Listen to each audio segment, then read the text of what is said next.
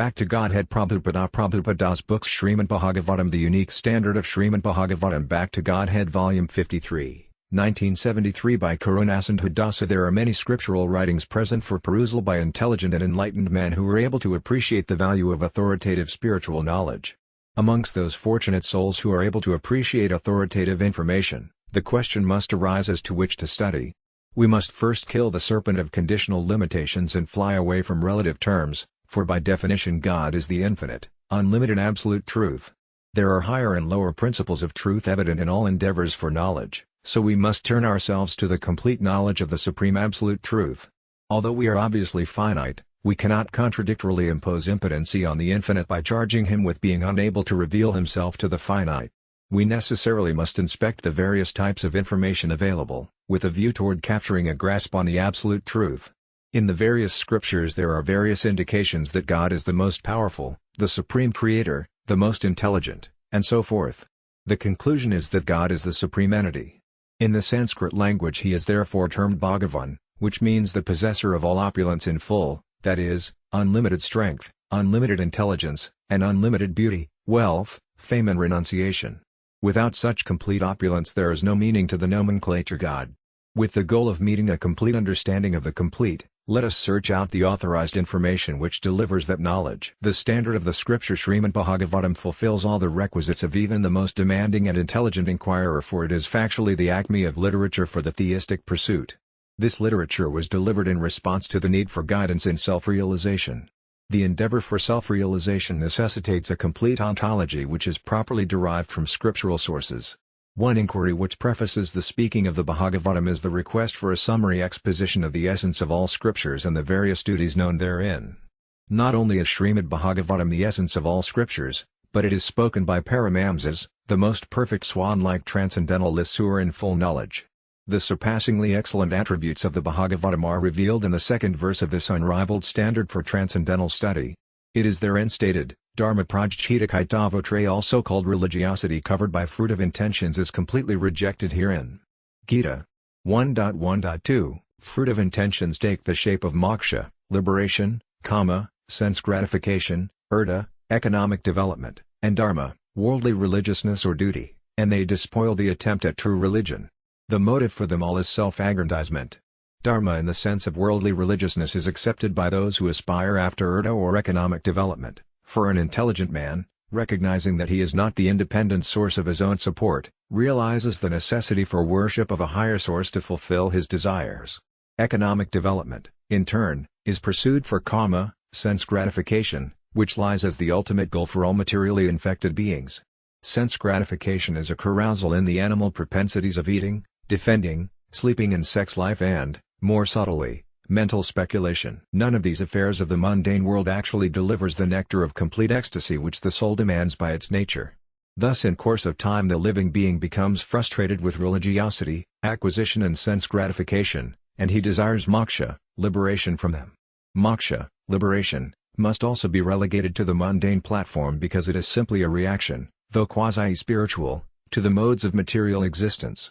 Taken together, religiosity, economic development, sense gratification and liberation summarize the mundane goals. These, however, must be abandoned as pollutions covering the Bhagavata Dharma or the essential function of the soul. By and large, beings of this world are exclusively engaged with these fruit of intentions and are therefore without the qualification to comprehend the highest truth. Therefore the Bhagavatam rejects these motives in toto as unworthy.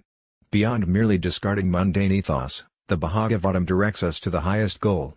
Paramo nirmatsaranam satam vedyam vestavamatra, the highest truth, which is understandable by those who are fully pure in heart, is inculcated herein.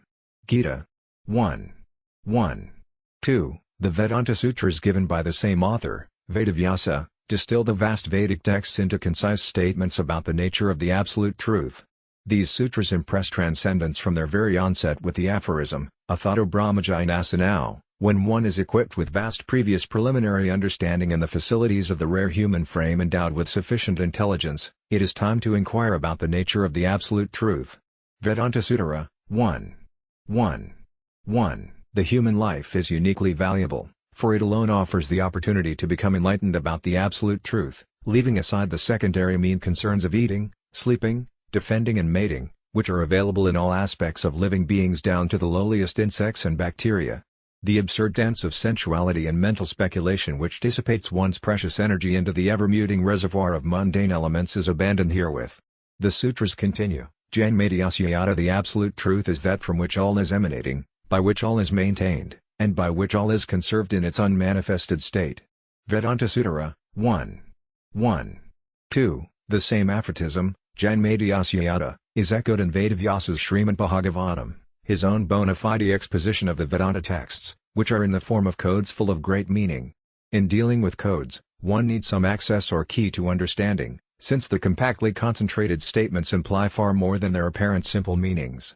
Upon inspection, the Vedanta Sutras give rise to volumes of transcendental indications, and one need only approach the author's own Srimad Bhagavatam for the complete crystallization of this knowledge.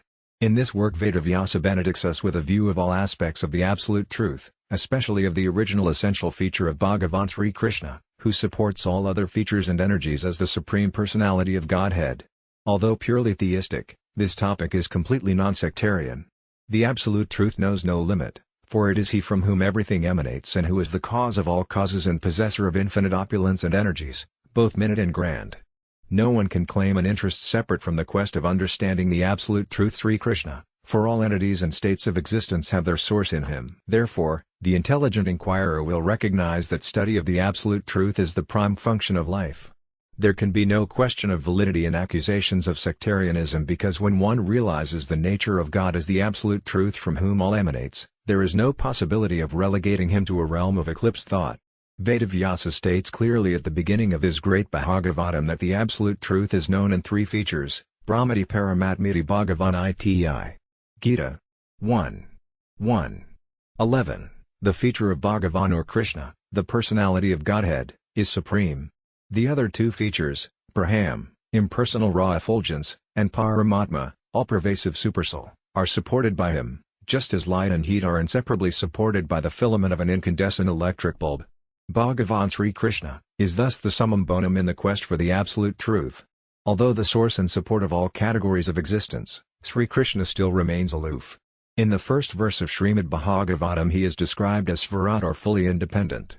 The understanding of Krishna's position in this matter was bestowed by Krishna himself in his divine appearance as Sri Chaitanya Mahaprabhu in the guise of his own perfect devotee. Sri Krishna Chaitanya put forth the sublime doctrine of Ekantayabdabheda Tattva, or the inconceivable, simultaneous oneness and difference of the Lord. As in the example of the light bulb, one cannot separate the energy from the energetic. There is no meaning to a light without its radiant energy, still, the energetic source at the same time remains distinct. Similarly, Krishna manifests all varieties of energies, yet He remains the supreme transcendental entity. The intelligent soul must therefore seek his relationship with the absolute truth as his quintessential purpose. However we exist, there are always relationships and functions. We are now encased in gross and subtle forms of matter, specifically, the body, mind and intelligence, but by careful examination we find that we are not the body, for we identify it as our possession, my hand, my mind, etc. It is properly owned by the I, and there is a distinction between me and what is mine. We should therefore accept all corporeal functions as corollary to embodiment and thus not at all primary. Although there are many codes prescribed in the Vedic scriptures and elsewhere for the conduct of ordinary activities, they should be executed properly in relation to the absolute truth. Similarly, mundane knowledge must also be regarded in the same light. All duties or essential performances are known as dharma, or sustainers of the living beings. The living beings are described as nitya, eternal, Bhagavad Gita, 2.17-20, and thus possessing sanatana dharma, an eternal function.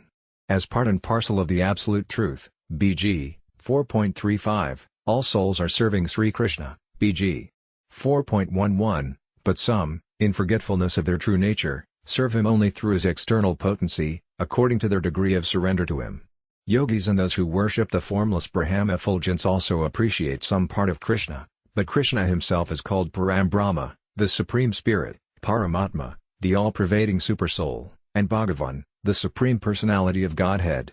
Sanatana Dharma is also known as Bhagavata Dharma, or one's function in relation to Bhagavan, the Supreme Person. Thus all phases of spiritual realization are climaxed by the attainment of Bhagavata Dharma. Bhagavan Sri Krishna is the substance of the discrete existence of all categories, mundane and transcendental, Thus in all circumstances the ultimate reality underlying all outward manifestations and changes is Bhagavata Dharma, the true subject of predication. The effect of pursuing the knowledge of Srimad Bhagavatam is stated, Vastu Savadam te patrayan milanam. The highest truth is described to uproot the threefold miseries for the welfare of everyone. Gita 1:1. 2. The motive and result are disclosed here as being universal welfare. There are numberless attempts to benefit the public and free them from the miseries of existence, which are described as threefold: 1. Miseries inflicted by other living beings, 2. Miseries inflicted by natural phenomena, floods, heat and cold, etc., and 3. Miseries due to one's own self, mental anxieties, old age, etc. These miseries are inherent in the condition of embodiment and cannot be compromised or surpassed by any amount of plan-making.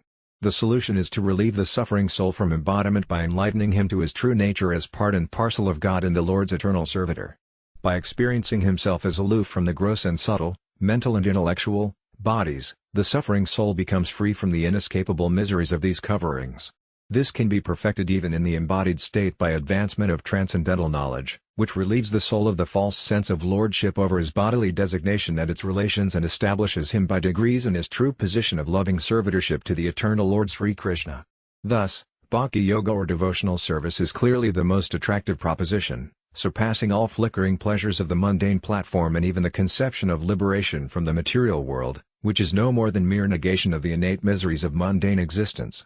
One situated in transcendental service is already liberated from the woes of false identification, and above that, he experiences the ecstatic mellow taste of loving exchange with the unlimited Supreme Personality of Godhead. This service is truly beneficial for universal welfare. Since all souls are equipped with the facility simply to hear the message of Godhead and advance in transcendental understanding, the foundation of enlightenment is called Sravanam, or authorized hearing, which is counted as the primary process of the devotional ENG. The application of devotional service is followed causelessly by knowledge and renunciation. Gita 1.3.8. The ultimate goal must be surrender to the absolute truth, and necessarily one must be equipped with bhakti, devotion, and its corollaries, jnana, knowledge, of the mundane and transcendent natures, and vairagya, detachment from the mundane platform. All requisites are bestowed simply by authorized hearing of the great literature Srimad Bhagavatam. The Srimad Bhagavatam is the authentic transcendental science given by the foremost spiritual authority, Sri Vyasadeva, the author of all the Vedic literature, which encompasses the entire spectrum of knowledge, both transcendental and mundane. The higher division of knowledge, of course, deals with the higher aspect of existence, generally referred to as spiritual or Saksidananda, that is, existence full of truth and eternity, unadulterated consciousness and pure cognition, and full uninterrupted bliss. Vyasadeva's transcendental expositions deal with all the numerous categories and climax in delivering the substance in Srimad Bhagavatam. After compiling all of his vast writings, he was not fully pacified even by such great contributions as Vedanta Sutra until on the order of his spiritual master he carried out the mission of writing Srimad Bhagavatam, which deals directly with the glories of the Supreme Personality of Godhead and his devotees. Thus it is said that the Srimad Bhagavatam is the fully ripened fruit of the Vedic tree of wisdom, Gita 1:1-3, and in fact the literary incarnation of Godhead given by the incarnation of Godhead himself. Gita 1:3-40, Vedavyasa's Bhagavatam is the full treatise on the absolute truth beyond the indications and suggestions of his other discourses, and it is thus intended for the fully mature transcendentalist and inquirer. Simply by eager oral reception of Bhagavatam, the candidate for understanding transcendental knowledge becomes qualified to realize the absolute truth to full capacity. If one submits to the absolute truth he can know the absolute truth. The transmission of the messages of Godhead contains complete transcendental potency by the absolute omnipotency of the Supreme, and by proper association with these messages, the path is cleared for the aspirant. Krishna actually becomes the well-wisher of the devotee and vanquishes all inauspiciousness and defectiveness within him. The mood of challenge divorces the defiant soul from any entrance into truth, for the truth stands aloof from challenge or doubt. The sublime and uncomplicated means of success is simply to flood the self with the companionship of the truth, thus annihilating the darkness of ignorance, which is fraught with the agonized writhings of the faithless mind. The prime qualification is to hear conscientiously. Although the method of hearing is direct and free from complication, it is not cheap, rather, it must come in a strictly authorized manner. According to spiritual authorities, The aspirant must receive his instruction from a guru or spiritual master who is himself qualified by proper hearing and is situated according to the instruction that originates from the Absolute Truth himself. The precepts are activated by the preceptor. One must receive the literature Bhagavatam from the person Bhagavatam, or the representative of the line of disciplic succession. The understanding is not accessible in any other manner. The transcendental method must be employed above all mundane attempts. Often mundaners will attempt to understand or present this great literature according to their own erroneous interpretations, but the method of transmission and the literature itself are both of the same quality as Godhead, Purnam, perfect and complete. Thus the need for adopting some new dichotomy is simply a superfluous concoction. The author, Vyasadeva, is fully qualified by disciplic succession to render the sublime topics, and the audience of his messages should receive them from Vyasa's representative without adulteration. The Supreme Absolute Truth is revealed by degrees in Vyasadeva's systematic presentation.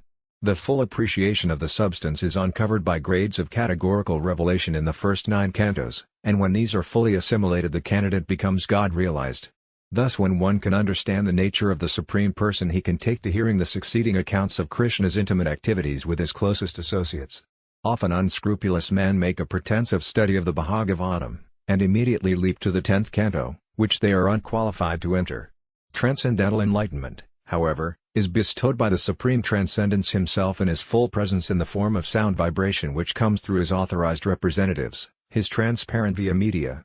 There is no means to circumvent the Lord's agency of his pure devotees and approach him in any other way.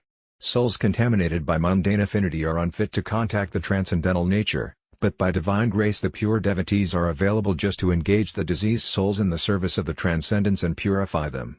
The primary qualification is the urge to hear Krishna Katha, topics related to Krishna or his own words, and thus Krishna himself cleanses such sincere souls from all affinities for material enjoyment. One who falls into the mire becomes covered by muck. Similarly, one's body made of the material elements bears irrevocable evidence to the desire for material enjoyment. Without purification, we must act on the platform of pollution and distraction from the Supreme Absolute Truth Sri Krishna.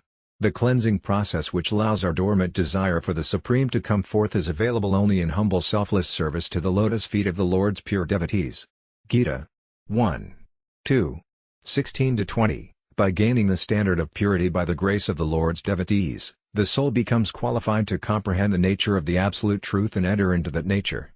When one is no longer diverted by any affinity for the combination of the mundane modes, he is able to fix his mind in undeviating attention on the supermost feature of the Absolute Truth, the Supreme Personality of Godhead, Sri Krishna. Krishna declares that he is known according to the surrender of the individual, BG 4.11. But the ability to surrender demands enlightenment gained by service. It is said, as noted previously, that the highest truth is understandable by those who are fully pure in heart, free from all mundane contaminations. Gita 1. 1. 2. The purification process must be adopted because the goal is supreme.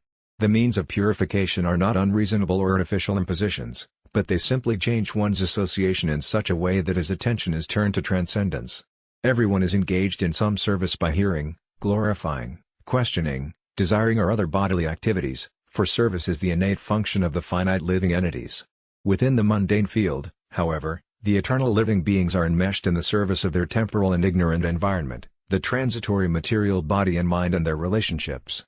However, by the practice of Vaiya Bhakti Yoga, regulated devotional life, the individual's function of service is turned to the completely ecstatic activities of loving the eternal Supreme Lord. All beings are attracted by greatness, and thus they serve greatness according to their appreciation. But Bhagavan Sri Krishna is the person of infinite greatness, and when the individual can grasp Krishna's supremacy, he engages in his original pure service. The process is therefore not dry, but is a progressive awakening of the attraction for God that is dormant within all conditioned beings. It is simultaneously simple and sublime. The means are the same as the end, for service to Krishna is the so-called practice and also the culmination. BG 10.7-9. The most accessible mode of service is simply to hear about Krishna's glories, for thus the natural affinity of the minute souls for the Supreme Soul is invoked. Isvara sadhyohurti avaruja trakurshvisus rusubastak sanat. As soon as one applies his attentive and submissive oral reception to the message of Srimad Bhagavatam, he becomes attached to the Supreme Lord at once. Gita 1. 1. 2. As discussed previously, Once one is purified and free from the distractions of mundane existence, he can turn full proper attention to culturing knowledge of the Absolute. As the fully potent Absolute Truth, Krishna is fully present in the accounts of his glorious attributes and pastimes, and thus anyone can relish his constitutional ecstasy in the holy service of hearing these glories. Govinda, Krishna, is the reservoir of unlimited spiritual bliss, and by his full presence in his pastimes they remain ever fresh, as confirmed by the sages of Naimisaranya. Vyam tu navitrapyama atama sloka vikrame yakranvatam razajnanam svadus vadu paid. We shall never tire of hearing the transcendental pastimes of the personality of Godhead who is glorified by transcendental prayers. Those who have developed a taste of their transcendental relationship with him relish hearing of his pastimes at every moment. Gita 1:1-19. Thus the natural fully blissful state of the soul, Ananda, can be experienced, undiminished. One need only accept the proper method of receiving Srimad Bhagavatam. We therefore humbly beg the reader to seize this most fortunate opportunity by turning his attention to the message of Srimad Bhagavatam, which fixes within one's heart the Absolute Truth, the Supreme Personality of Godhead, Sri Krishna. This Bhagavata Purana is as brilliant as the sun, and it has arisen just after the departure of Lord Krishna to his own abode, accompanied by religion, knowledge, etc. Persons who have lost their vision due to the dense darkness of ignorance in the age of Kali shall get light from this Purana. Gita 1:3-43.